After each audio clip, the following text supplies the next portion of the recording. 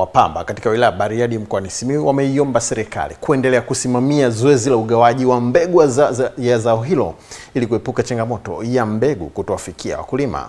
Mwanahabari wetu Anita Balingilaki kutoka Simiyu ana taarifa inayosomwa hapa studio na Frank Kashonde.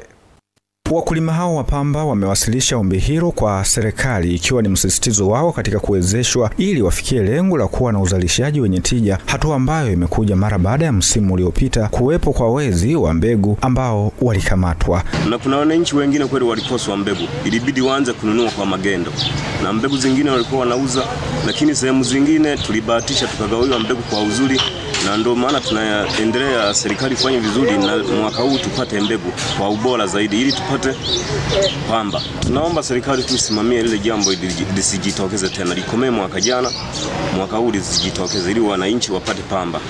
Mwaka uliopita ugawaji wa pamba wa mbegu ulikuwa mbaya sana kwa sababu watu wengine mbegu hakupata mpaka walinunua. Kwa ushauri wangu naomba hilo zoezi lisirudie, watu wagawiwe kwa vizuri. Kwa upande wake mkuu wa wilaya ya Bariadi Simon Simalenga amewahakikishia wakulima kunufaika moja kwa moja na mbegu hizo. Toa tahadhari. Safari hii haitakiwi kutoka hata punje moja ya mbegu ya pamba inapelekwa kwenye kiwanda cha mtu aenda kakamue pamba. Haitarajiwi. Hatutarajii. Kama tulivyowakamata mwaka wa jana na kuwachukulia hatua, safari hii tunaanza mapema. Na tunafuatilia kwenye AMCOS zote zilizopelekewa mbegu, wote tunawafuatilia. Nimekaa nao kikao, nimewatahadharisha mapema. Safari hii asije kajaribu mtu.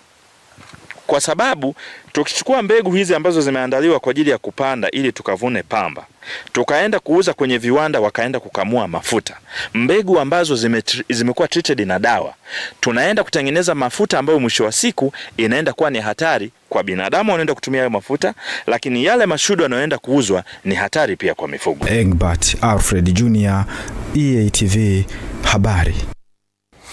Shukrani sana kwa kuendelea kufuatilia EATV saa moja popote pale ulipo Afrika Mashariki na Kati. Asante sana kwa kuendelea kutupa maoni. Asante sana ukiwa katika wilaya ya Muheza Tanga. Pale Muheza Tanga kuna mtaa unaitwa mtaa wa Masaki. Pale watu wametulia muda huu. Muhali gani hapo Tanga?